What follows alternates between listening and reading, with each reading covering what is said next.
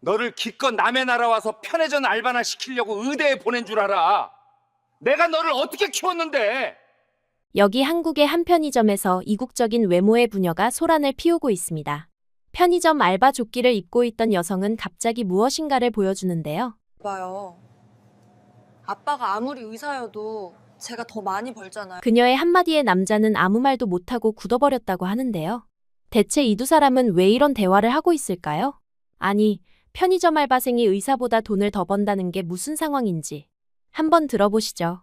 구독과 좋아요는 감동블라썸 영상 제작에 큰 힘이 됩니다. 제 이름은 마르가리타예요. 베네수엘라의 수도 카라카스에서 태어났고, 정확히 말하면 카라카스에서도 가장 안전하다고 여겨지는 고급 주택가인 라스 메르세데스 지역에서 자랐습니다.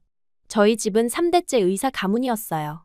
할아버지부터 시작해서 아버지, 삼촌까지 모두 의사였고, 자연스럽게 저 역시 그 길을 따라가야 한다는 게 당연한 수순이었습니다.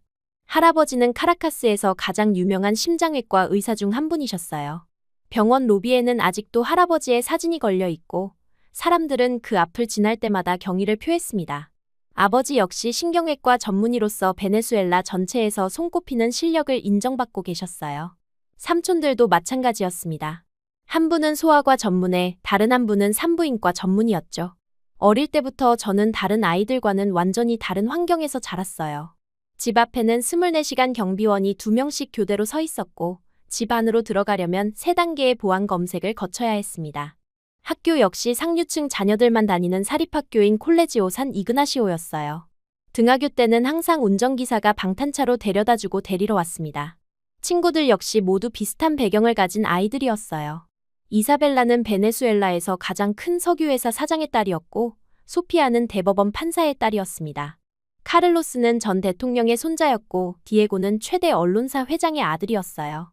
우리는 모두 특별한 아이들이라고 불렸습니다. 부모님은 늘 말씀하셨어요. 마르가리타, 우리는 다른 사람들과 달라. 그러니까 더 조심해야 하고 더 완벽해야 해. 그 말을 들을 때마다 저는 고개를 끄덕였지만 마음 한켠으로는 답답함을 느꼈습니다. 다르다는 건 특별하다는 뜻이기도 했지만 동시에 자유롭지 못하다는 의미이기도 했거든요.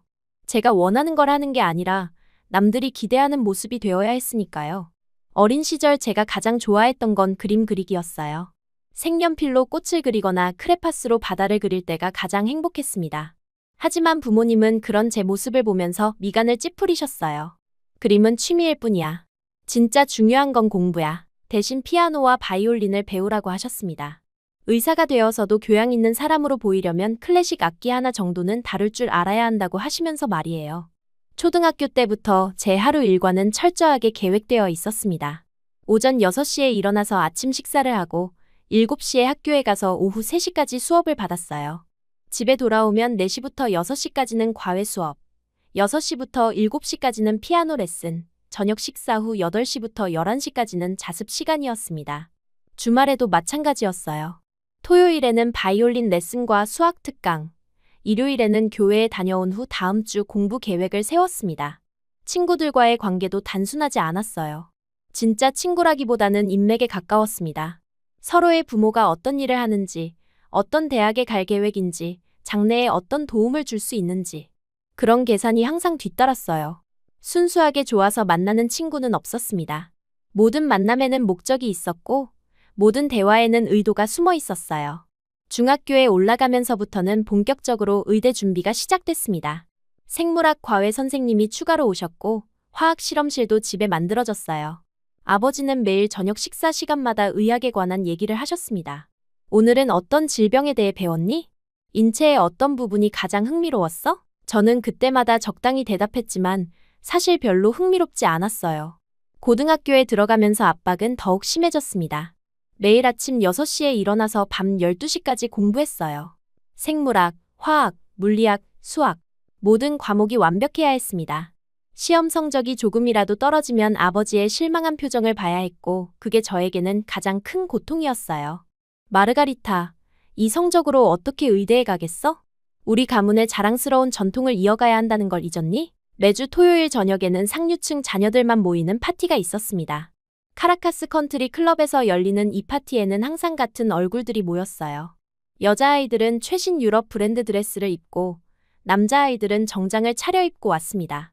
정중하게 인사하고 적당히 대화하고 일찍 집에 돌아가는 게 전부였어요. 그 파티에서 저는 늘 관찰자 같은 느낌이었습니다. 다들 자연스럽게 웃고 떠들었지만 저는 왠지 그 안에 녹아들지 못하겠더라고요. 그들이 하는 대화는 대부분 누가 어떤 명품을 샀는지, 어떤 해외 휴양지에 다녀왔는지, 부모님이 어떤 새로운 사업을 시작했는지에 관한 것들이었습니다. 저는 그런 대화에 별로 흥미를 느끼지 못했어요. 특히 기억에 남는 파티가 하나 있어요. 17살 생일 파티였는데 이사벨라가 아버지로부터 새 차를 선물 받았다고 자랑하는 모습을 봤습니다. BMW 최신형이었죠. 다른 친구들은 모두 부러워했지만 저는 오히려 공허함을 느꼈어요. 이게 다인가? 하는 생각이 들었습니다. 그 무렵부터 제 안에서 뭔가 변화가 시작됐어요. 공부를 해도 재미없고 친구들과 있어도 즐겁지 않고 심지어 집에 있는 것도 답답했습니다. 밤에 잠자리에 누우면 천장을 바라보며 나는 지금 뭘 위해 살고 있는 거지? 라는 생각을 자주 했어요. 그런 답답함 속에서 저만의 작은 일탈을 시작했습니다. 처음에는 정말 작은 것부터였어요. 학교 도서관에서 의학 서적이 아닌 소설책을 몰래 읽는 것부터 시작했습니다. 가브리엘 가르시아 마르케스의 100년 동안의 고독을 읽었을 때의 감동은 지금도 잊을 수 없어요. 그 책을 통해 제가 얼마나 좁은 세상에서 살고 있는지 깨달았습니다. 그 다음 단계는 가끔 공부한다는 핑계로 집을 나와서 도시 외곽의 관광지로 혼자 가는 것이었어요. 엘 아빌라 국립공원이나 시몬 볼리바르 센터 같은 곳 말입니다. 관광객들이 많이 모이는 곳이라 비교적 안전했고 익명의 군중 속에 섞여 있으면 잠깐이나마 자유로운 기분을 느낄 수 있었어요. 처음 그곳에 갔을 때의 충격은 지금도 생생해요. 집에서는 절대 볼 수 없었던 다양한 사람들이 있었습니다. 배낭을 메고 여행하는 젊은이들, 가족끼리 놀러온 중산층 사람들, 연인끼리 손을 잡고 걷는 커플들, 심지어 길거리 음악가들까지. 모두 자연스럽고 행복해 보였어요. 특히 기억에 남는 건 한 가족이었습니다. 부모님과 두 아이가 함께 와서 길거리 음식인 아레파를 먹고 있었는데 아이 중 하나가 소스를 옷에 흘렸을 때 부모님이 웃으면서 닦아주는 모습이 너무 따뜻해 보였어요. 저희 집에서는 상상할 수 없는 광경이었습니다. 저희 집에서는 식사할 때 조용히, 깔끔하게, 예의 바르게 해야 했거든요. 실수라는 건 있을 수 없었어요. 그런 모습들을 보면서 저는 점점 제 삶이 얼마나 딱딱하고 차가운지 깨달았습니다. 물론 물질적으로는 풍요로웠어요. 원하는 건 뭐든 살 수 있었고 최고의 교육을 받을 수 있었습니다. 하지만 정작 중요한 건 없었어요. 진짜 웃음, 진짜 자유, 진짜 선택. 그런 것들이 없었습니다. 처음에는 1시간 정도만 있다가 돌아왔어요. 그런데 점점 그 시간이 길어졌습니다. 사람들을 구경하고 거리 음식을 먹어보고 가끔은 기념품점을 둘러보기도 했어요. 집에서는 절대 경험할 수 없는 일들이었습니다. 특히 길거리 음식의 맛은 정말 충격적이었어요. 집에서 먹는 고급 요리보다 훨씬 맛있게 느껴졌거든요. 그래도 저는 항상 조심했어요. 관광지다 보니 소매치기나 사기꾼들도 많았습니다. 그래서 비싼 액세서리는 절대 착용하지 않았고 현금도 최소한만 가져갔어요. 혹시 모를 상황에 대비해서 항상 주변을 살폈고 사람이 너무 없는 곳은 피했습니다. 그런 일탈을 시작한 지 몇 달이 지났을 때 집에서 큰 사건이 터졌어요. 제 성적이 평소보다 조금 떨어진 거였습니다. 화학에서 92점을 받았는데 평소에 받던 98점보다 낮았던 거죠. 아버지는 그걸 보고 크게 화를 내셨어요. 마르가리타, 이게 뭐야? 92점이라니. 내가 지금까지 쌓아온 실력이 이 정도밖에 안 돼. 아버지의 목소리는 실망과 분노로 가득 차 있었습니다. 의대에 가려면 모든 과목에서 95점 이상은 받아야 한다고 몇 번을 말했어. 그때 처음으로 제 마음속에 있던 말이 터져나왔어요. 저도 제 인생을 살고 싶어요. 제가 그런 말을 할 줄은 저도 몰랐습니다. 그 순간 식당이 조용해졌고 아버지는 믿을 수 없다는 표정으로 저를 바라보셨어요. 뭐라고? 내 인생을 산다고? 지금까지 누가 널 키웠다고 생각해? 누구 덕분에 이렇게 좋은 환경에서 살 수 있다고 생각하는 거야? 아버지의 목소리는 점점 높아졌습니다. 우리 가문의 자랑스러운 전통을 이어가는 게 내 의무야. 그 일로 집안 분위기가 며칠째 무거웠어요. 아버지는 저와 말을 하지 않으셨고 어머니는 중간에서 어쩔 줄 몰라 하셨습니다. 저는 그런 분위기를 견딜 수 없었어요. 숨이 막힐 것 같았습니다. 그래서 그날 평소보다 일찍 집을 나왔어요. 도서관에서 공부하고 올게요. 라고 말하고는 관광지로 향했습니다. 마음이 너무 복잡해서 평소보다 성급하게 집을 나선 거였죠. 그런데 그날따라 큰 실수를 했어요. 평소에는 절대 하지 않던 실수를 한 거입니다. 할머니가 저에게 주셨던 다이아몬드 팔찌를 차고 나온 거였어요. 그 팔찌는 할머니의 할머니로부터 내려온 가보였고 다이아몬드만 해도 5캐럿이 넘는 귀중품이었습니다. 평소 같으면 절대 그런 실수를 하지 않았을 텐데 그날은 마음이 너무 복잡해서 깜빡한 거죠. 관광지에 도착해서도 뭔가 기분이 이상했어요. 평소처럼 벤치에 앉아서 사람들을 구경했지만 마음이 편하지 않았습니다. 계속 주변을 둘러보게 되고 왠지 불안한 기분이 들었어요. 여러 번 집에 돌아가려고 했지만 집에 가서 아버지와 마주하는 것도 두려웠습니다. 해가 서서히 지기 시작할 무렵 두 남자가 제게 다가왔어요. 처음에는 평범한 관광객인 줄 알았습니다. 30대 중반 정도로 보이는 남자들이었고 옷차림도 그럭저럭 괜찮아 보였거든요. 하지만 가까이 다가올수록 뭔가 이상하다는 걸 느꼈습니다. 그들의 눈빛이 너무 날카로웠어요. 웃음도 어색했고 걸음걸이도 자연스럽지 않았습니다. 더 중요한 건 그들이 제 손목을 계속 쳐다보고 있다는 것이었어요. 그제야 깨달았습니다. 팔찌 때문이라는 걸 말이에요. 실례합니다. 시내 중심가로 가는 길을 아세요? 한 남자가 물었어요. 평범한 질문이었지만 목소리에 뭔가 긴장감이 느껴졌습니다.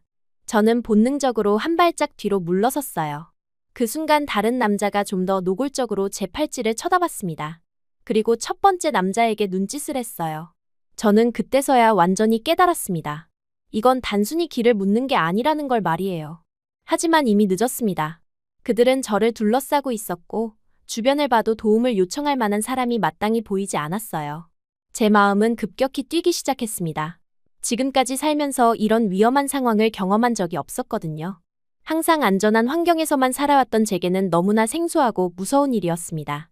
그때서야 부모님이 왜 그렇게 저를 보호하려고 했는지, 왜 혼자 다니지 말라고 했는지 이해가 됐어요. 하지만 후회해도 소용없었습니다.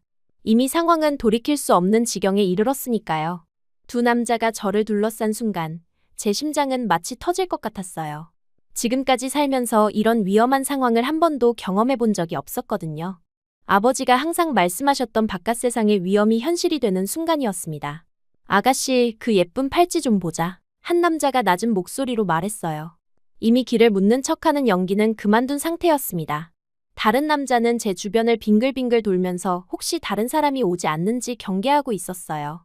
제가 얼마나 무력한 상황에 놓여 있는지 그들도 잘 알고 있는 것 같았습니다. 저는 본능적으로 한 발 뒤로 물러섰지만 뒤에는 벤치가 있어서 더 이상 피할 곳이 없었어요. 죄송해요. 저는 급한 일이 있어서 가봐야 해요. 목소리가 떨리는 걸 숨기려고 했지만 쉽지 않았습니다. 그들은 제 두려움을 느꼈는지 더욱 자신만만해졌어요. 급한 일? 우리가 더 급해. 그냥 조용히 팔찌만 주면 아무 일도 없을 거야. 첫 번째 남자가 한 발씩 더 가까이 다가왔어요. 저는 그제야 깨달았습니다. 이들이 단순한 소매치기가 아니라는 걸 말이에요. 너무 조직적이었고 계획적이었어요.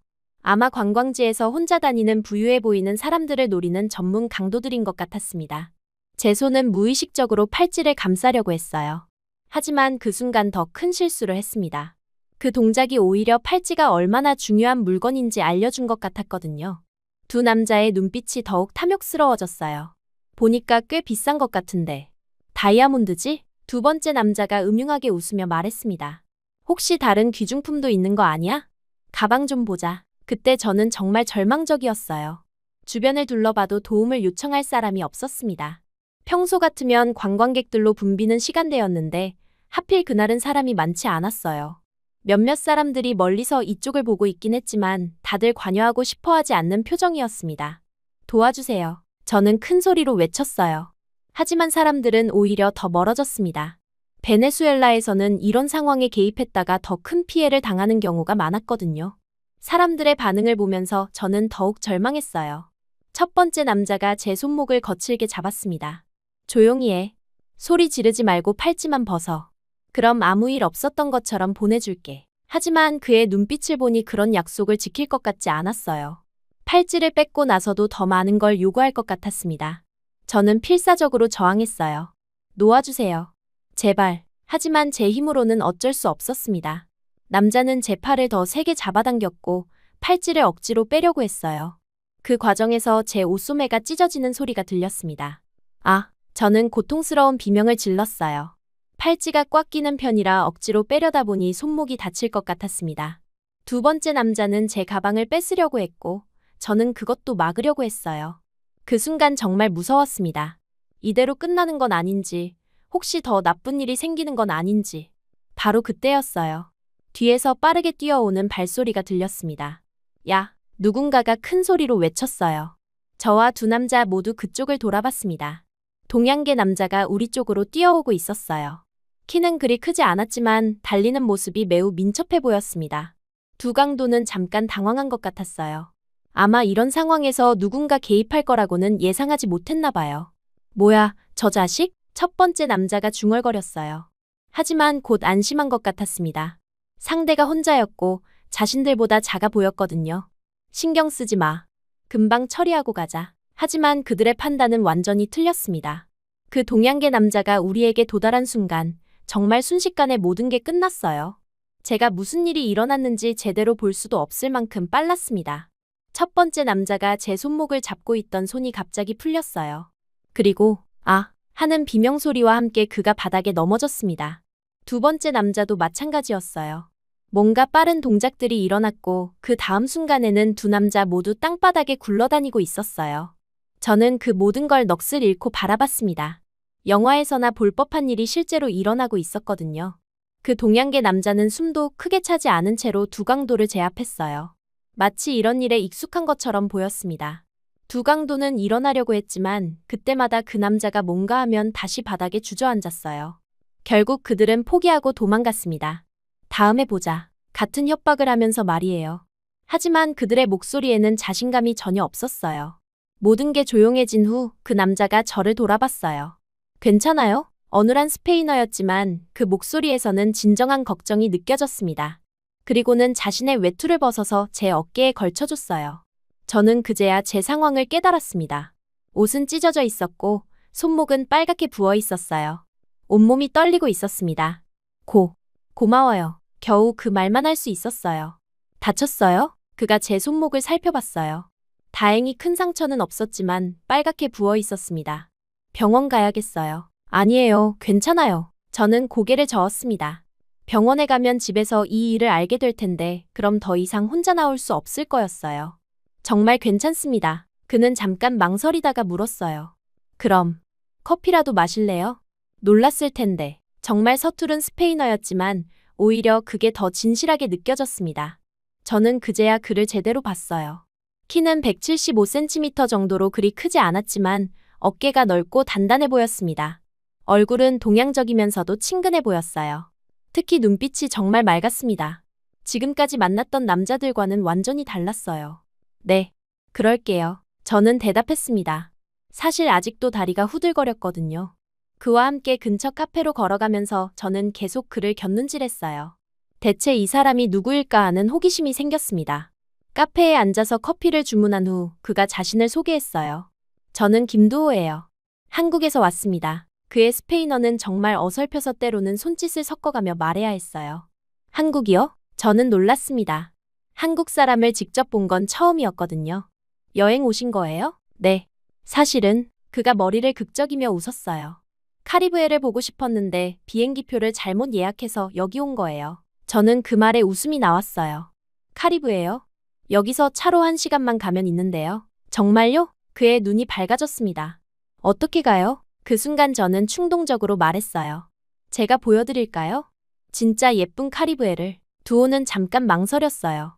하지만 저는 스페인어도 잘 못하고 길도 모르는데 괜찮아요. 제가 다 아니까요. 저는 이미 마음을 정하고 있었습니다. 방금 전까지의 무서웠던 기억이 사라지고 대신 설렘이 차오르고 있었어요. 어차피 저도 할 일 없고 한국 사람이랑 얘기해보고 싶기도 해요. 사실 그건 핑계였어요. 진짜 이유는 이 사람이 저를 구해줬다는 고마움도 있었지만 그보다는 이 사람에게서 느껴지는 특별함 때문이었습니다. 지금까지 만났던 어떤 남자들과도 달랐어요.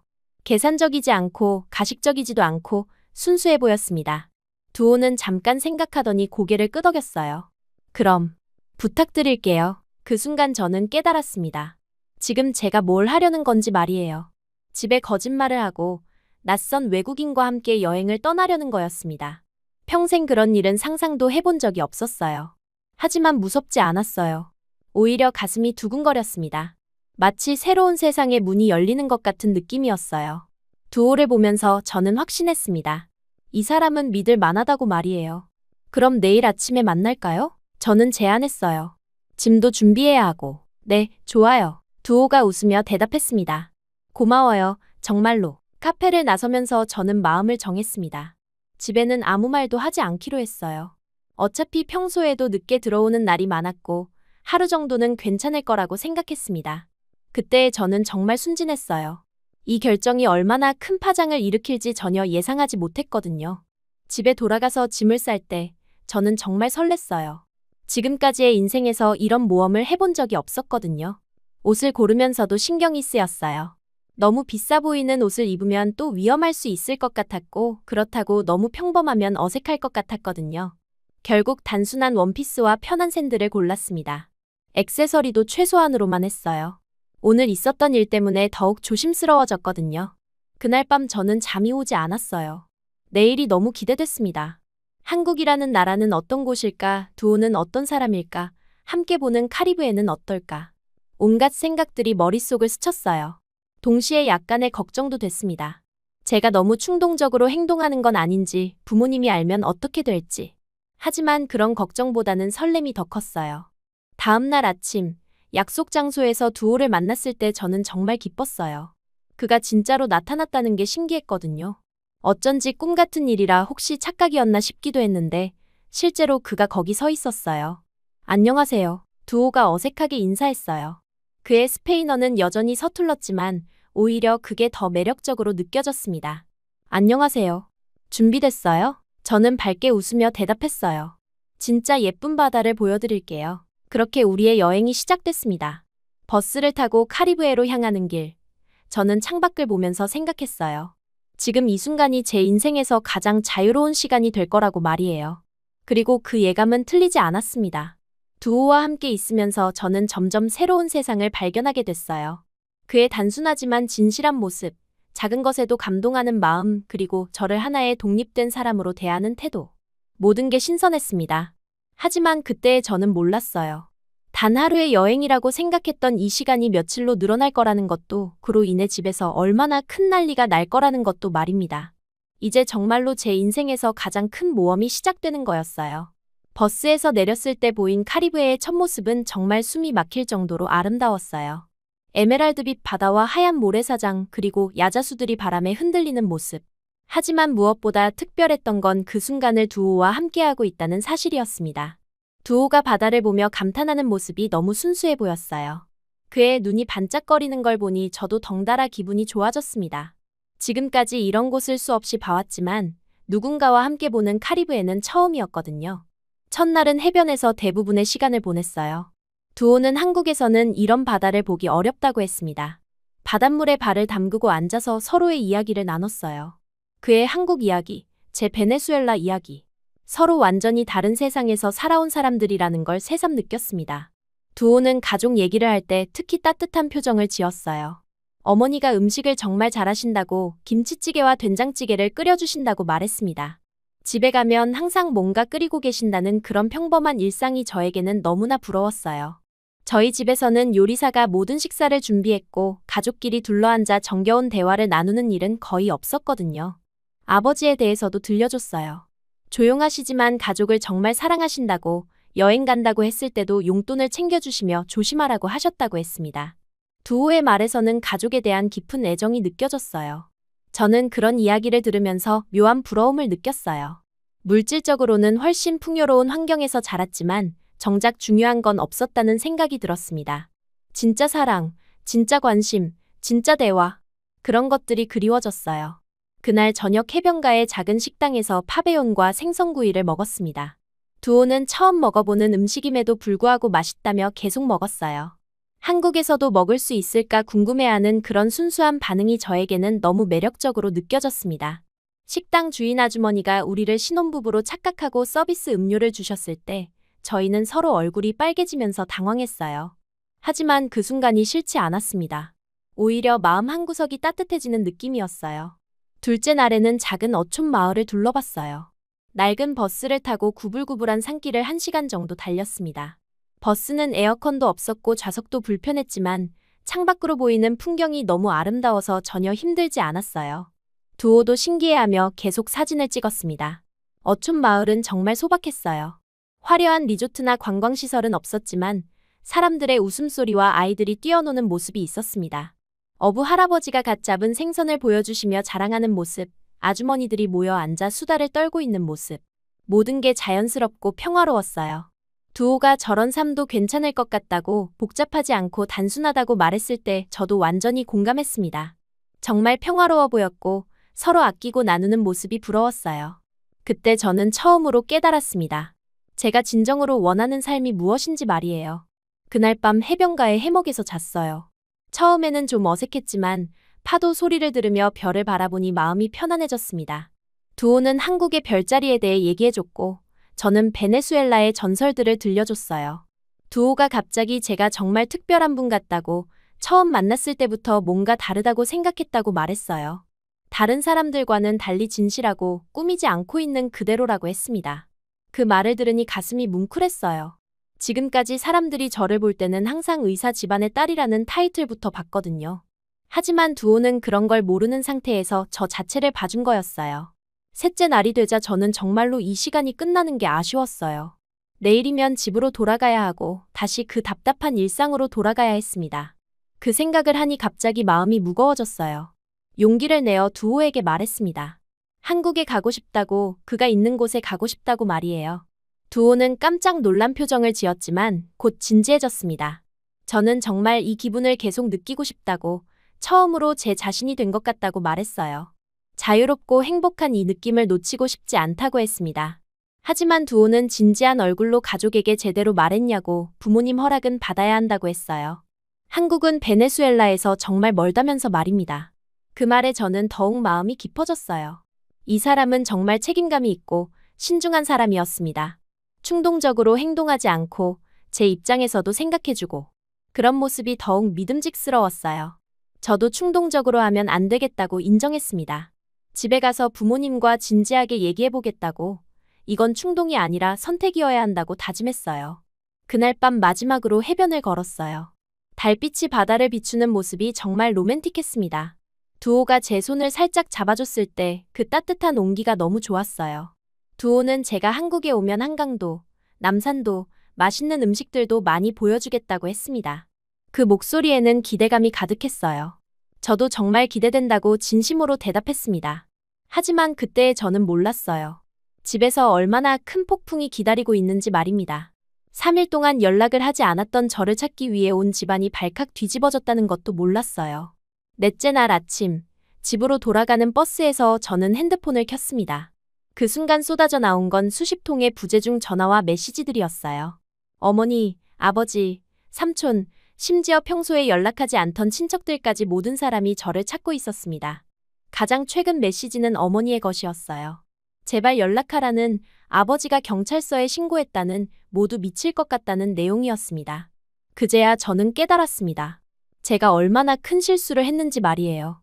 3일이라는 시간이 저에게는 인생에서 가장 행복한 시간이었지만 가족들에게는 지옥 같은 시간이었을 거예요. 두오도 제 표정을 보고 심각한 상황이라는 걸 눈치챘어요. 집에 연락을 안 했다고 하니 부모님이 얼마나 걱정했을지 모른다며 걱정해했습니다. 그때서야 저는 제가 얼마나 이기적이었는지 깨달았습니다. 제 행복에만 취해서 가족들의 마음은 전혀 생각하지 못했던 거예요. 버스에서 내려서 두오와 헤어질 때 그는 조심해서 들어가라고, 부모님께 잘못했다고 사과하라고 했어요. 저는 정말 고마웠다고 말하면서도 눈물이 날 것 같았습니다. 가장 행복했던 며칠이 이렇게 끝나다니 말이에요. 집에 도착했을 때 보인 광경은 정말 충격적이었어요. 현관 앞에 경찰차가 서 있었고 거실에는 경찰관 2명이 앉아 있었습니다. 어머니는 눈이 퉁퉁 부어 있었고 아버지는 며칠 동안 잠을 못 주무신 것 같았어요. 제가 문을 열고 들어가자 모든 사람들이 저를 쳐다봤어요. 어머니가 달려와서 저를 끌어안으며 어디 있었는지 죽은 줄 알았다며 울었습니다. 아버지도 눈물을 글썽이며 말을 잇지 못하고 계셨어요. 경찰관들은 저에게 몇 가지 질문을 한 후 돌아갔어요. 집에 가족들만 남았을 때 진짜 신문이 시작됐습니다. 아버지는 대체 어디 있었는지, 3일 동안 연락도 없이 어떻게 할 수 있냐며 분노와 걱정이 뒤섞인 목소리로 물었어요. 저는 죄송하다고만 계속 말했지만 그걸로는 충분하지 않았습니다. 어머니도 우리가 얼마나 걱정했는지 아냐며 울먹였어요. 저는 한참 동안 아무 말도 할 수 없었어요. 뭐라고 설명해야 할지 모르겠더라고요. 한국 남자와 여행을 다녔다고 말하면 더 큰 문제가 될 것 같았거든요. 그런데 그때 갑자기 제 입에서 말이 터져 나왔어요. 한국에 가고 싶다고 말입니다. 그 순간 거실이 조용해졌어요. 아버지와 어머니 모두 믿을 수 없다는 표정으로 저를 바라봤습니다. 아버지가 천천히 무슨 소리냐고 물으셨고, 저는 다시 한번 한국에 가서 살고 싶다고 더 확실하게 말했습니다. 아버지의 얼굴이 점점 빨개졌어요. 3일 동안 사라져서 온 가족을 미치게 만들어 놓고는 이제 한국을 간다고 하냐며 소리를 질렀습니다. 제가 들어달라고 했지만 소용없었어요. 아버지는 제가 의사가 될 사람이라고, 가문의 자랑스러운 전통을 이어받을 사람이라고 계속 반복하셨습니다. 저도 참을 수 없어서 의사가 되고 싶지 않다고, 제가 원하는 삶을 살고 싶다고 큰 소리로 대답했어요. 아버지는 완전히 화가 나셨어요. 지금까지 누가 저를 키웠다고 생각하느냐고, 이 모든 걸 다 버리고 어디 가서 뭘 하겠다는 거냐고 물으셨습니다. 저도 잘 모르겠다고, 하지만 지금보다는 행복할 것 같다고 말했어요. 어머니가 중간에서 말리려고 했지만 소용없었어요. 아버지는 정말 실망하신 것 같았습니다. 며칠간 집안 분위기는 최악이었어요. 아버지는 저와 말을 하지 않으셨고, 어머니는 계속 저를 설득하려고 했어요. 하지만 저는 마음을 바꿀 생각이 없었습니다. 마침내 일주일 후 아버지가 최후 통첩을 하셨어요. 정말 한국에 갈 거냐고 마지막으로 물으시더라고요. 저는 단호하게 그렇다고 대답했어요. 아버지는 한숨을 깊게 쉬시더니 이제 저에게는 기대 안 한다고, 의사 가문에 흠집이나 내지 말라고, 알아서 살라고 말씀하셨습니다. 그 말을 들었을 때 정말 가슴이 아팠어요. 하지만 동시에 자유를 얻은 기분이기도 했습니다. 드디어 제 인생을 살 수 있게 된 거였어요. 그렇게 저는 모든 것을 뒤로하고 한국행 비행기표를 예약했습니다. 두호에게 연락해서 한국에 간다고 말했을 때 그는 정말 기뻐했어요. 동시에 걱정도 많이 했지만요. 공항에서 마지막으로 어머니를 만났을 때 어머니는 울면서 정말 후회 안 할 거냐고 물으셨어요. 저는 이제 제 길을 가보겠다고 말하며 어머니를 꽉 안아드렸습니다. 비행기에 오르면서 저는 창밖을 내다봤어요. 제가 태어나고 자란 카라카스가 점점 작아져 가고 있었습니다. 슬프기도 했지만 새로운 시작에 대한 기대가 더 컸어요. 그렇게 저는 모든 상식을 뒤흔들어준 그 나라, 한국으로 향했습니다. 두호가 있는 곳으로, 제 새로운 인생이 시작될 곳으로 말이에요. 인천공항에 도착했을 때의 첫인상은 정말 압도적이었어요. 베네수엘라와는 완전히 다른 세상이었습니다. 모든 것이 깔끔하고 체계적이었고, 사람들은 질서정연하게 움직였어요. 공항 자체도 거대했고, 여기저기 한글로 된 안내판들이 보였지만 저에게는 그냥 그림 같았습니다. 출국장에서 나와서 두호를 찾는데 한참 걸렸어요. 사람들이 너무 많았거든요. 마침내 그를 발견했을 때 정말 안도했습니다. 낯선 땅에서 아는 사람을 만난다는 건 이렇게 든든한 일이구나 싶었어요. 두호는 저를 보고 정말 기뻐했지만 동시에 걱정스러운 표정도 지었어요. 제가 정말로 모든 걸 뒤로하고 여기까지 왔다는 사실이 믿기지 않는 것 같았습니다. 공항에서 나와서 지하철을 타는 순간부터 저는 완전히 다른 세상에 온 걸 실감했어요. 지하철 시스템이 정말 복잡했습니다. 베네수엘라에서는 지하철이라고 해봐야 카라카스에 몇 개 노선밖에 없었는데 서울은 온통 지하철 노선으로 뒤덮여 있었어요. 노선도를 보는 것만으로도 머리가 어지러웠습니다. 하지만 사람들은 모두 자연스럽게 교통카드를 찍고 에스컬레이터를 타고 정확한 위치에서 기다리고 있었어요. 처음 며칠은 정말 힘들었어요. 언어부터 문제였습니다. 두호가 간단한 한국어를 가르쳐줬지만 실제로 사람들과 대화하는 건 완전히 달랐어요. 편의점에서 물건을 사려고 해도 어떻게 말해야 할지 몰라서 그냥 가리키기만 했습니다. 음식도 문제였어요. 처음 먹어본 한국 음식은 너무 맵고 짰어요. 김치는 정말 충격적이었습니다. 이런 걸 어떻게 매일 먹지 싶었거든요. 하지만 무엇보다 힘든 건 혼자라는 느낌이었어요. 베네수엘라에서는 가족이 있었고 아는 사람들이 있었지만 여기서는 두호 말고는 아무도 모르는 상태였습니다. 길을 걸어도 모든 사람이 낯설었고 모든 간판이 읽을 수 없었어요. 두호는 서울 외곽의 작은 원룸에서 혼자 살고 있었어요. 처음에는 제가 어디서 살지 고민이었는데 그가 함께 살자고 제안했습니다.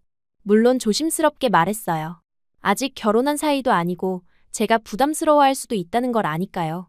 하지만 저에게는 다른 선택지가 없었습니다. 돈도 많지 않았고 한국어도 서툴고 혼자서는 집을 구하는 것도 어려웠어요. 그래서 일단 함께 살기로 했습니다. 그 원룸은 정말 작았어요. 베네수엘라 집의 화장실만한 크기였습니다. 하지만 깔끔하게 정리되어 있었고 필요한 건 다 있었어요. 작은 냉장고, 전자레인지, 침대, 작은 책상. 두오가 혼자 살기에는 충분한 공간이었지만 2명이 살기에는 정말 비좁았습니다. 그래도 저는 불평하지 않았어요. 오히려 고마웠습니다. 낯선 땅에서 저를 받아준 것만으로도 충분했거든요. 두오는 바닥에 이불을 깔고 자겠다고 했지만 저는 그럴 수 없다고 했어요. 결국 침대를 번갈아 가며 쓰기로 했습니다. 두오의 노트를 보고 깜짝 놀랐어요. 거기에는 한국어 단어들이 스페인어로 번역되어 정리되어 있었습니다. 언제부터 준비한 건지는 모르겠지만 저를 위해 만든 거라는 게 느껴졌어요. 안녕하세요. 감사합니다. 죄송합니다. 기본적인 인사말부터 숫자, 요일, 음식 이름까지 적혀 있었습니다. 저는 그 노트를 보며 한국어 공부를 시작했어요. 발음이 정말 어려웠습니다. 특히 받침이 있는 글자들은 도저히 소리가 나지 않았어요. 두오가 계속 교정해줬지만 제대로 발음하기까지는 시간이 오래 걸렸습니다. 일주일 정도 지나니까 현실적인 문제들이 보이기 시작했어요. 가장 큰 문제는 돈이었습니다. 베네수엘라에서 가져온 돈은 얼마 되지 않았고 한국은 생각보다 모든 게 비쌌어요. 교통비, 식비, 생활용품. 며칠만 지나도 돈이 눈에 띄게 줄어들었습니다. 두오도 학생이라 여유가 많지 않았어요. 아르바이트를 하긴 했지만 두 사람이 살기에는 부족했습니다. 제가 부담이 되고 있다는 걸 느꼈어요. 그래서 저도 일을 해야겠다고 생각했습니다. 하지만 문제가 많았어요. 한국어도 서툴고 비자 문제도 있었고 무엇보다 제가 할 수 있는 일이 뭐가 있을지 모르겠더라고요. 베네수엘라에서는 공부만 했지 실제로 일해본 경험이 전혀 없었거든요. 두오가 이태원 쪽에 외국인들이 일할 수 있는 곳이 있다고 알려줬어요. 관광지라서 외국어를 할 줄 아는 사람들을 필요로 한다는 거였습니다. 그래서 함께 이태원으로 갔는데 정말 신기했어요. 한국 안에 작은 외국이라는 느낌이었습니다. 여러 곳을 돌아다니다가 24시간 편의점에서 야간 아르바이트를 구할 수 있었어요. 밤 11시부터 아침 7시까지 일하는 자리였습니다. 사장님은 외국인이어도 괜찮다고 대신 기본적인 한국어는 할 줄 알아야 한다고 했어요. 첫 출근 날은 정말 떨렸습니다. 저녁에 두오와 함께 편의점에 가서 사장님께 인사를 드렸어요. 사장님은 생각보다 친절했지만 일에 대해서는 엄격해 보였습니다. 계산, 진열, 청소, 재고 관리, 해야 할 일들을 하나씩 설명해 주셨어요. 처음에는 계산대 앞에 앉는 것만으로도 긴장됐어요. 손님이 오면 물건을 스캔하고 돈을 받고 거스름돈을 주고 영수증을 드리고 베네수엘라에서는 상상도 못했던 일이었습니다. 의사가 되어야 한다고 배워온 제가 편의점에서 일하고 있다는 게 믿어지지 않았어요. 안녕하세요. 영수증 드릴까요? 감사합니다. 이 몇 마디를 하루 종일 반복했습니다. 처음에는 발음도 어색하고 긴장해서 실수도 많이 했어요. 하지만 며칠 지나니까 조금씩 익숙해졌습니다. 야간 근무라서 손님이 많지는 않았어요. 대부분 술 마신 사람들, 야식을 사러 온 사람들, 야근하는 직장인들이었습니다. 가끔 외국인 관광객들도 왔는데 그때는 영어나 스페인어로 대화할 수 있어서 조금 편했어요. 일하면서 한국 사회의 모습을 조금씩 보게 됐어요. 새벽까지 일하고 편의점에 들르는 사람들, 술에 취해서 라면을 끓여 먹는 사람들, 밤늦게까지 공부하는 학생들. 모두 열심히 살아가는 모습들이었습니다. 특히 인상적이었던 건 예의였어요. 아무리 술에 취한 사람이라도 기본적인 예의는 지켰고 제가 외국인이라는 걸 알면 천천히 말해주거나 영어로 말하려고 노력했습니다. 베네수엘라에서 경험했던 것과는 정말 달랐어요. 한 달이 지나고 첫 월급을 받았을 때는 정말 감격스러웠어요. 제 손으로 번 첫 돈이었거든요. 하지만 그 금액을 보고 깜짝 놀랐습니다. 베네수엘라 기준으로 환산해보니 아버지의 월급보다 훨씬 많았어요. 정확히 30배 정도 되더라고요. 처음에는 계산을 잘못한 줄 알았어요. 아무리 한국이 베네수엘라보다 잘 산다고 해도 이 정도일 줄은 몰랐거든요. 편의점 야간 알바라는 게 그냥 단순한 일인데 그 돈이 베네수엘라의 의사보다 많다는 게 믿어지지 않았습니다. 두오에게 이 얘기를 했더니 그도 놀라더라고요. 베네수엘라 의사의 월급이 그렇게 적은 줄 몰랐다는 거였어요. 그러면서 한국의 첫 월급은 부모님께 드리는 게 전통이라고 말했습니다. 저는 한참 고민했어요. 가족과 그렇게 헤어졌는데 돈을 보내는 게 맞나 싶었거든요. 하지만 두호의 말을 들어보니 그것도 맞는 것 같았어요. 아무리 갈등이 있어도 부모는 부모니까요. 그래서 결국 그 돈을 베네수엘라로 송금하기로 했습니다. 하지만 어떻게 말해야 할지 고민이었어요. 그냥 한국에서 벌었다고 하면 또 다른 오해가 생길 것 같았거든요. 결국 간단하게 메시지를 보냈어요. 한국에서 일해서 번 돈이라고, 첫 월급이니까 드린다고 말입니다. 송금하고 나서도 며칠 동안 연락이 없어서 잘 받으셨나 걱정했어요. 그러다 3일 후에 아버지에게서 전화가 왔습니다. 목소리가 평소와 달랐어요. 떨리고 있었고 화가 잔뜩 나 있는 것 같았습니다. 대체 무슨 짓을 하고 다니느냐고 물으셨어요. 이런 큰돈이 어디서 나왔는지, 혹시 범죄에 연루된 건 아닌지 걱정하신다고 했습니다. 아버지 목소리에는 분노보다는 걱정이 더 많이 섞여 있었어요. 저는 편의점에서 일한다고 설명했지만 아버지는 믿지 않으셨어요. 편의점 알바가 의사보다 돈을 많이 번다는 게 말이 되냐고 하시더라고요. 정말 이해할 수 없다는 목소리였습니다. 그때 아버지가 직접 한국에 오시겠다고 하셨어요. 딸이 정말 뭘 하고 있는지 직접 확인해 보겠다는 거였습니다. 저는 깜짝 놀랐어요. 아버지가 해외여행을 해본 적이 거의 없으셨거든요. 하지만 막을 수는 없었어요. 아버지 입장에서는 딸이 갑자기 사라져서 낯선 나라에서 의사 월급의 30배를 벌어온다는 게 이상할 수밖에 없었으니까요. 혹시 딸이 위험한 일에 연루된 건 아닌지 직접 확인하고 싶으셨을 거예요. 두호에게 아버지가 오신다는 얘기를 했더니 그도 긴장하더라고요. 처음으로 여자친구의 아버지를 만나는 것도 그런데 그 아버지가 의사이고 엄격하다는 얘기를 들었으니까요. 저도 걱정이 됐어요. 아버지가 한국을 어떻게 보실지, 제가 하는 일을 이해하실지, 두호를 어떻게 생각하실지. 모든 게 불안했습니다. 며칠 후 아버지가 인천공항에 도착하셨어요. 공항에 마중 나갔을 때 아버지의 표정은 복잡했습니다. 분노와 걱정 그리고 호기심이 뒤섞인 것 같았어요. 공항에서 나오시면서 아버지가 주변을 둘러보시는 모습이 인상적이었어요. 베네수엘라와는 완전히 다른 풍경에 놀라신 것 같았습니다. 깔끔하고 체계적인 시설, 질서정연한 사람들, 첨단 기술들, 모든 게 신기하신 모양이었어요. 지하철을 타고 시내로 들어가면서 아버지는 계속 무언가를 확인하고 계셨어요. 지하철 시스템, 스마트폰으로 결제하는 사람들, 깨끗한 역사. 이게 정말 제가 알던 한국이 맞냐고 중얼거리셨습니다. 아버지가 생각하시던 한국은 아직 개발도상국 수준이었나 봐요. 하지만 실제로 보신 한국은 베네수엘라보다 훨씬 발전된 모습이었습니다. 그 차이에 적잖이 충격을 받으신 것 같았어요. 제가 사는 곳을 보여드렸을 때도 마찬가지였어요. 비좁긴 하지만 깔끔하게 정리된 원룸, 모든 시설이 갖춰진 모습을 보시고 감탄하셨습니다. 이런 작은 공간에도 이 정도 시설이 있다는 게 신기하신 모양이었어요. 그리고 마침내 제가 일하는 편의점을 보여드릴 시간이 됐습니다. 이제 정말로 아버지가 제 일을 직접 확인하실 차례였어요. 과연 아버지가 어떤 반응을 보이실지 정말 궁금하면서도 무서웠습니다. 아버지와 함께 편의점으로 향하는 길에 저는 정말 떨렸어요. 지금까지 아버지가 제 일하는 모습을 본 적이 없었거든요.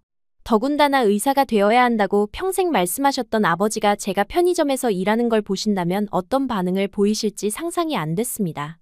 편의점에 도착했을 때 아버지는 잠깐 멈춰서서 간판을 올려다보셨어요. 24시라고 적힌 네온사인, 자동문 그리고 안에서 들려오는 음악. 모든 게 베네수엘라와는 달랐습니다. 아버지는 천천히 고개를 끄덕이시더니 저를 따라 안으로 들어오셨어요. 사장님께 아버지를 소개해드렸을 때 사장님은 정중하게 인사해주셨어요. 베네수엘라에서 오신 분이라고 하니 신기해하시면서도 반갑게 맞아주셨습니다. 아버지도 어색하게나마 고개를 숙여 인사하셨어요. 사장님이 제가 정말 성실하게 일한다고, 처음엔 한국어가 서툴러서 걱정했는데 지금은 완전히 적응했다고 칭찬해 주셨어요. 외국인 직원 중에서 가장 책임감 있게 일한다고도 하시더라고요. 그 말을 듣는 아버지의 표정이 복잡해 보였습니다. 드디어 제가 일하는 모습을 보여드릴 시간이 됐어요. 아버지는 편의점 한쪽 구석에 서서 제가 계산대에서 일하는 모습을 지켜봤습니다. 손님이 오면 물건을 스캔하고 금액을 말하고 돈을 받고 거스름돈을 주고 영수증을 드리는 그런 평범한 일상이었어요. 하지만 아버지에게는 충격적인 광경이었을 거예요. 의사 가문의 딸이, 그것도 의대 진학을 위해 그렇게 열심히 공부했던 딸이 계산기 앞에 앉아 우유 바코드를 찍고 있는 모습 말입니다. 아버지의 얼굴에서 여러 감정이 스쳐 지나가는 게 보였어요. 특히 제가 한국어로 고객 응대를 하는 모습을 보실 때 아버지는 놀라신 것 같았어요.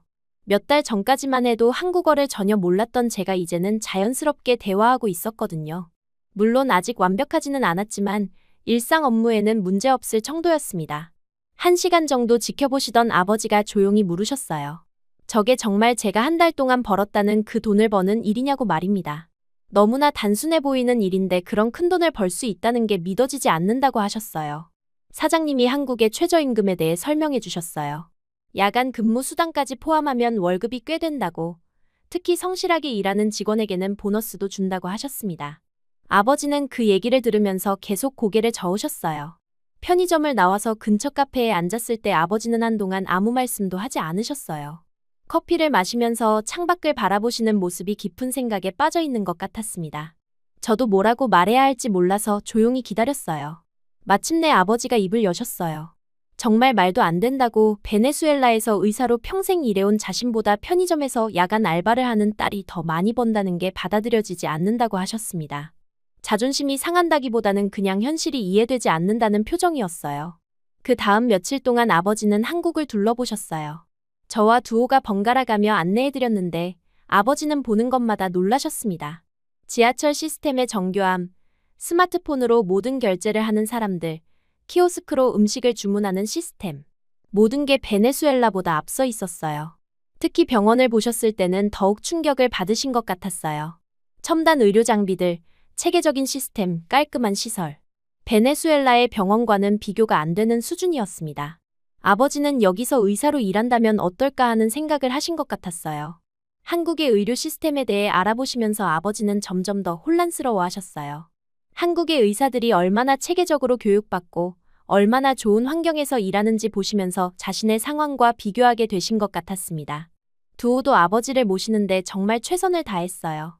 한국 문화에 대해 설명해드리고 맛있는 음식점도 소개해드리고 관광지도 안내해드렸습니다. 처음에는 어색해했지만 점점 편해지시는 게 보였어요. 특히 두오의 가족을 만났을 때 아버지의 표정이 많이 달라지셨어요. 두오 부모님이 정말 정중하고 따뜻하게 맞아주셨거든요. 언어는 통하지 않았지만 마음은 통하는 것 같았습니다. 두오 아버지는 작은 공장을 운영하고 계셨는데 성실하고 진중한 분이셨어요. 아들에 대한 자랑스러움과 사랑이 눈빛에서 느껴졌습니다. 두오 어머니는 정말 따뜻한 분이셨고 저를 친딸처럼 대해주셨어요. 두 아버지가 함께 앉아서 맥주를 마시시는 모습을 보니 뭉클했어요. 말은 통하지 않아도 서로를 이해하려고 노력하시는 게 보였거든요. 두오가 통역을 해주면서 두 분이 대화를 나누셨는데 점점 편해지시는 게 느껴졌습니다. 특히 제 얘기가 나왔을 때 두오 아버지가 저를 정말 좋은 며느리라고, 성실하고 착하다고 칭찬해 주셨어요. 두오도 저를 정말 아끼고 있다고, 책임지고 잘 돌봐줄 거라고 말씀해 주셨습니다. 그 말을 듣는 제 아버지의 표정이 조금씩 부드러워지는 게 보였어요. 처음에는 의심스러워 하셨는데 두오 가족을 직접 만나보시니 안심이 되시는 것 같았습니다. 며칠 더 지나면서 아버지는 한국에 대해 완전히 다른 인식을 갖게 되셨어요. 처음에는 딸이 이상한 나라로 가서 위험한 일을 하고 있다고 생각하셨는데 실제로는 안전하고 발전된 나라에서 정당한 노동을 하고 있다는 걸 확인하신 거예요. 무엇보다 제가 행복해하는 모습을 보시면서 마음을 바꾸신 것 같았어요. 베네수엘라에서는 늘 스트레스 받고 우울해했던 제가 한국에서는 생기 있고 밝아진 걸 느끼셨을 거예요. 어느 날 저녁 아버지가 조용히 말씀하셨어요. 처음에는 이해할 수 없었지만 이제는 조금 알 것 같다고 하셨습니다. 한국이 정말 기회의 땅이라는 것도, 제가 왜 여기서 살고 싶어 하는지도 이해된다고 말씀하셨어요. 그리고 마침내 그 말씀을 하셨어요. 두오에게 저를 부탁한다고, 책임지고 잘 돌봐달라고 말씀하신 거예요. 그 순간 저는 정말 감격했습니다. 아버지가 드디어 제 선택을 인정해 주신 거였거든요. 두오도 정중하게 아버지께 인사를 올렸어요. 마르가리타를 평생 행복하게 해드리겠다고, 절대 실망시켜드리지 않겠다고 약속했습니다. 그 진심 어린 모습을 보시고 아버지도 고개를 끄덕이셨어요. 그렇게 생각보다 빠르게 결혼 얘기가 오가기 시작했어요. 처음에는 상상도 못했던 일이었는데 아버지가 직접 한국에 와서 모든 걸 확인하신 후에는 오히려 적극적으로 지지해 주셨습니다. 아버지는 베네수엘라로 돌아가시기 전에 저희에게 말씀하셨어요. 자신이 틀렸다고, 세상이 이렇게 넓은 줄 몰랐다고 하셨습니다. 딸이 더 나은 미래를 위해 용기 있는 선택을 했다는 걸 이제 안다고 말씀하셨어요. 특히 한국의 발전된 모습을 보시고 자극을 많이 받으신 것 같았어요. 베네수엘라도 변해야 한다고, 더 노력해야 한다고 하셨습니다. 그리고 농담 반 진담 반으로 본인도 한국으로 이민을 고려해보겠다고 말씀하시기도 했어요. 공항에서 아버지를 배웅할 때 저는 정말 뭉클했어요. 처음 한국에 왔을 때는 화나고 걱정스러운 표정이셨는데 돌아가실 때는 안심하고 만족하는 표정이셨거든요. 아버지가 마지막으로 저에게 말씀하셨어요. 행복하게 살라고, 자신이 꿈꾸지 못했던 큰 세상을 경험하라고 하셨습니다. 그리고 두호에게도 딸을 잘 부탁한다고 다시 한번 당부하셨어요. 비행기가 떠나고 나서 두호와 함께 공항을 나오는데 정말 홀가분한 기분이었어요. 드디어 가족의 인정을 받은 거였거든요. 더 이상 혼자가 아니라는 느낌이 들었습니다. 그 후로 베네수엘라에 있는 친구들이나 친척들에게 소식이 퍼지기 시작했어요. 의사 집안의 딸이 한국으로 가서 편의점 알바를 하다가 결혼까지 했다는 이야기가 화제가 된 거예요. 처음에는 사람들이 믿지 않았어요. 그렇게 엄격한 집안의 딸이 그런 일을 했다는 게 상상이 안 된다는 반응이었습니다. 하지만 점점 소문이 퍼지면서 사실이라는 걸 알게 됐고 사람들의 반응도 달라지기 시작했어요. 어떤 사람들은 제가 미쳤다고 했어요. 좋은 집안, 좋은 환경을 다 버리고 뭐하러 그런 고생을 하냐는 반응이었습니다. 하지만 다른 사람들은 용기 있는 선택이었다고, 자신의 인생을 스스로 결정한 거라고 지지해줬어요. 특히 제 또래 친구들 중에서는 부러워하는 사람들이 많았어요. 자신들도 답답한 현실을 벗어나고 싶지만 용기가 없다고, 저처럼 과감한 결정을 내릴 수 없다고 말하는 친구들이 있었습니다. 아버지도 베네수엘라에 돌아가신 후 주변 사람들에게 한국 이야기를 많이 하신 것 같았어요. 한국이 얼마나 발전된 나라인지, 딸이 얼마나 잘 지내고 있는지 자랑하셨다고 들었습니다. 심지어 아버지 병원의 다른 의사들도 관심을 보이기 시작했어요. 한국의 의료 시스템은 어떤지, 거기서 일할 기회는 없는지 물어보는 분들이 있었다고 하더라고요. 그렇게 의사 집안의 딸이 한국 편의점 알바를 하다 결혼했다는 이야기는 사람들 입에 오래 회자됐어요. 어떤 사람들에게는 충격적인 사건이었고, 어떤 사람들에게는 희망적인 사례였습니다. 저에게는 정말 중요한 전환점이었어요. 가족의 인정을 받으면서 동시에 제 선택에 대한 확신도 더욱 굳어졌거든요. 이제 정말로 당당하게 제 길을 갈 수 있게 된 거였습니다. 결혼식은 정말 소박했어요. 한국에서의 첫 결혼식이라 모든 게 낯설었지만 두호 가족들이 따뜻하게 도와주셔서 무사히 마칠 수 있었습니다. 베네수엘라에서는 아버지만 오셨는데 그래도 제 선택을 축복해주시는 모습에 정말 감격했어요. 결혼 후에 저는 가끔 SNS에 한국에서의 일상을 올리기 시작했습니다. 처음에는 단순히 기록용으로 시작한 거였는데 베네수엘라에 있는 친구들이 보고 반응을 보이더라고요. 한강에서 자전거를 타는 모습, 두호와 함께 가는 주말 카페 데이트, 때로는 편의점 야간 근무 후 피곤에 찌든 셀카도 올렸어요. 그런 사진들을 볼 때마다 고향 친구들의 반응은 예상 가능했습니다.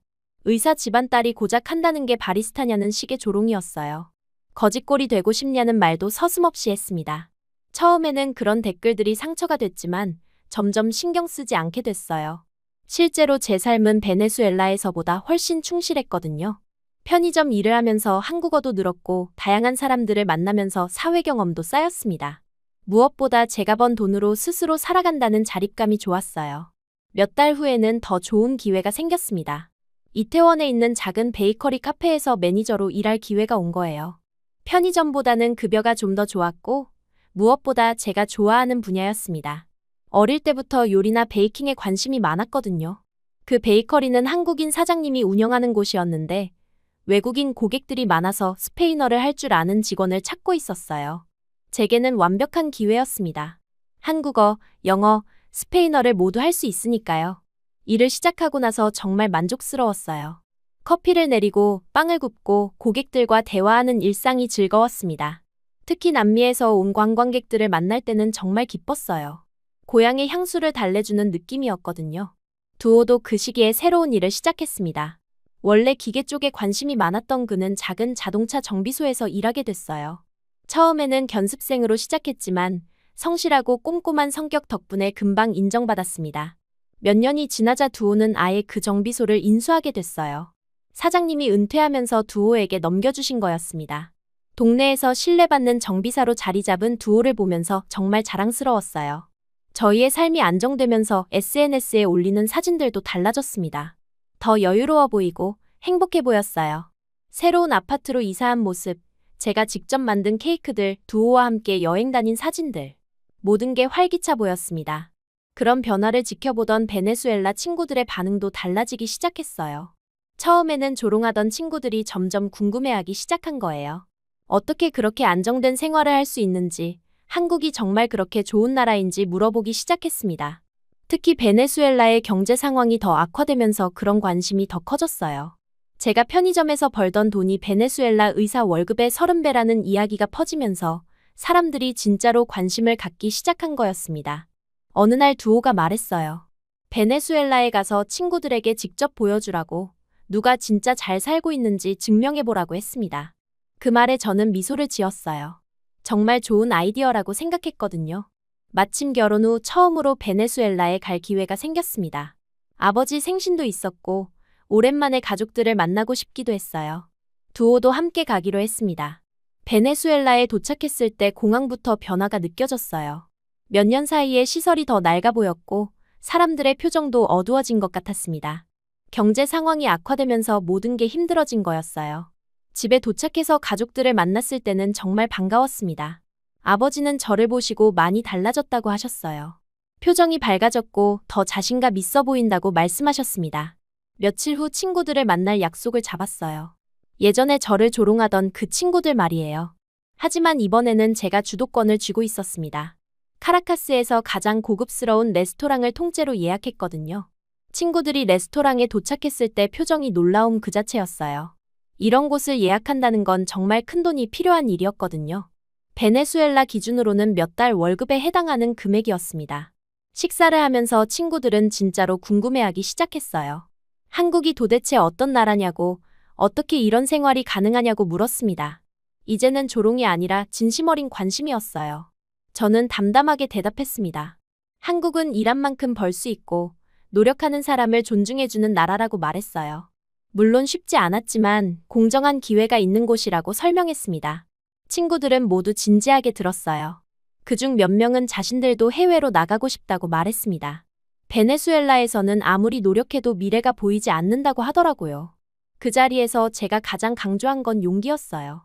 변화를 원한다면 용기를 내야 한다고, 안전한 곳에 머물러서는 아무것도 바뀌지 않는다고 말했습니다. 몇 명의 친구들은 정말 진지하게 한국행을 고려하기 시작했어요. 저에게 한국어 공부법을 묻기도 하고 어떻게 준비해야 하는지 조언을 구했습니다. 몇 년 전만 해도 저를 비웃던 그 친구들이었어요. 베네수엘라에서 머물던 마지막 날, 아버지와 깊은 대화를 나눴습니다. 아버지도 한국에 대해 많이 생각하고 계신다고 하셨어요. 베네수엘라의 의료 환경이 점점 악화되는 걸 보면서 다른 길을 고민하고 계신다고 말씀하셨습니다. 농담 반 진담 반으로 본인도 한국으로 이민을 고려하고 계신다고 하셨어요. 나이가 있어서 쉽지 않겠지만 딸이 만든 길을 따라가 보고 싶다고 하시더라고요. 그 말을 들으니 정말 감격스러웠어요. 몇 년 전만 해도 제 선택을 이해하지 못하셨던 아버지가 이제는 제 길을 인정해 주실 뿐만 아니라 따라오시려고까지 하시다니 말이에요. 한국으로 돌아오는 비행기에서 저는 많은 생각을 했어요. 제 선택이 옳았다는 확신이 더욱 굳어졌습니다. 물론 쉬운 길은 아니었지만 제 인생을 제가 결정했다는 것만으로도 의미가 있었어요. 한국에 돌아온 후 베네수엘라 친구들로부터 연락이 많이 왔어요. 한국에 대해 더 자세히 알고 싶다는 사람들, 실제로 한국행을 준비하겠다는 사람들. 제 이야기가 그들에게 영감을 준 것 같았습니다. 특히 SNS를 통해 저와 비슷한 상황의 남미 사람들과 연결되기 시작했어요. 한국에서 새로운 삶을 꿈꾸는 사람들, 이미 한국에 와서 적응하고 있는 사람들. 작은 커뮤니티가 형성되기 시작했습니다. 그런 사람들에게 제 경험을 나누면서 저도 보람을 느꼈어요. 누군가에게는 제 이야기가 희망이 될 수 있다는 생각이 들었거든요. 현재 저희 부부는 정말 안정된 생활을 하고 있습니다. 베이커리 카페는 단골 손님들도 많아졌고 두오의 정비소도 지역에서 신뢰받는 곳이 됐어요. 무엇보다 저희가 하고 싶은 일을 하면서 살고 있다는 게 가장 만족스럽습니다. 최근에는 더 큰 꿈도 생겼어요. 남미 음식을 파는 레스토랑을 열고 싶다는 꿈 말이에요. 한국에 있는 남미 사람들뿐만 아니라 한국 사람들에게도 우리 문화를 소개하고 싶어졌습니다. 두오도 그 꿈을 지지해줘요. 함께 사업 계획을 세우고 자금을 모으고 있습니다. 몇 년 후에는 정말로 실현할 수 있을 것 같아요. 요즘 아버지와는 자주 영상통화를 합니다. 베네수엘라 상황이 더 어려워지면서 아버지도 진짜로 한국 이민을 고려하고 계세요. 나이가 많아서 쉽지 않겠지만 딸 덕분에 새로운 가능성을 보고 계신다고 하시더라고요. 아버지가 정말로 한국에 오신다면 제가 도와드릴 수 있을 것 같아요. 이제는 한국 생활에 완전히 적응했고 여러 방면에서 네트워크도 생겼거든요. 의료진 취업에 대한 정보도 알아볼 수 있을 것 같습니다. 그런 대화를 나누면서 아버지가 말씀하세요. 이제는 제가 아버지를 책임질 차례라고 딸이 너무 자랑스럽다고 하십니다. 그 말을 들을 때마다 정말 뿌듯해요. 지난 몇 년을 돌이켜보면 정말 많은 변화가 있었어요. 베네수엘라의 답답한 현실에서 벗어나 한국이라는 새로운 땅에서 제 인생을 개척했습니다. 쉽지 않았지만 후회는 전혀 없어요. 때로는 밤늦게 혼자 앉아서 생각해보면 정말 많은 일들이 있었구나 싶어요. 강도를 만났던 그날부터 시작해서 두오와의 첫 만남, 가족과의 갈등, 한국에서의 첫 직장까지. 모든 순간이 지금의 저를 만든 소중한 경험들이었습니다. 무엇보다 두오라는 좋은 사람을 만나서 함께 꿈을 키워가고 있다는 게 행복합니다. 서로 다른 문화에서 자란 우리지만 서로를 이해하고 존중하면서 살아가고 있어요. 처음에는 언어의 장벽도 있었고 생각의 차이도 많았지만 그런 것들이 오히려 저희를 더 단단하게 만들어준 것 같아요. 두오는 항상 제가 힘들 때 옆에 있어줬고 저도 그에게 든든한 동반자가 되려고 노력했습니다. 지금은 정말 서로에게 없어서는 안 될 존재가 됐어요. 한국은 정말 따뜻한 나라예요. 처음에는 낯설고 어려웠지만 이제는 제2의 고향이 됐습니다. 노력하는 사람에게 기회를 주고 꿈을 이룰 수 있도록 도와주는 곳이에요. 특히 한국 사람들의 정이 깊다는 걸 많이 느꼈어요. 편의점에서 일할 때 단골 손님들이 저를 챙겨주셨고 베이커리에서는 동료들이 가족처럼 대해줬습니다. 언어가 서툴러도 이해해주려고 노력하는 사람들, 외국인이라고 차별하지 않고 동등하게 대해주는 분위기. 이런 것들이 저를 한국 사회의 일원으로 받아들여준 거였어요. 물론 여전히 도전은 계속됩니다. 더 나은 미래를 위해 노력해야 하고 꿈을 실현하기 위해 준비해야 할 일들이 많아요. 남미 레스토랑 사업도 그렇고 언젠가는 아버지를 한국으로 모셔오는 일도 그렇고 말이에요. 하지만 두렵지 않습니다. 지금까지 해온 것처럼 한 걸음씩 나아가면 될 거라고 믿어요. 실패를 두려워하지 않게 됐거든요. 실패도 경험이고 그 경험이 저를 더 강하게 만들어준다는 걸 알았으니까요. 베네수엘라에 있는 친구들 중에서도 이제는 저를 부러워하는 사람들이 많아졌어요. 단순히 돈을 많이 번다는 이유가 아니라 제가 정말 행복해 보인다고 말하는 사람들이 늘었습니다. 그게 가장 큰 변화인 것 같아요. 예전에는 항상 무언가에 쫓기듯 살았는데 지금은 여유를 갖고 제 속도대로 살아갈 수 있게 됐거든요. 가끔 베네수엘라에 있을 때의 제 모습을 떠올려 보면 정말 다른 사람 같아요. 그때는 미래에 대한 확신도 없었고 매일이 답답했는데 지금은 내일이 기대됩니다. 새로운 도전이 있을 때마다 설레고 두오와 함께 계획을 세울 때마다 행복해요. 이제 저는 당당하게 말할 수 있어요. 우리는 지금 한국에서 정말 잘 살고 있다고 말이에요. 그리고 이건 단순히 경제적인 풍요만을 말하는 게 아닙니다. 마음의 평화, 미래에 대한 희망, 사랑하는 사람과 함께하는 일상의 소중함. 이 모든 것들이 포함된 잘 산다는 의미예요. 제 선택이 옳았다는 확신을 매일 느끼며 살고 있습니다.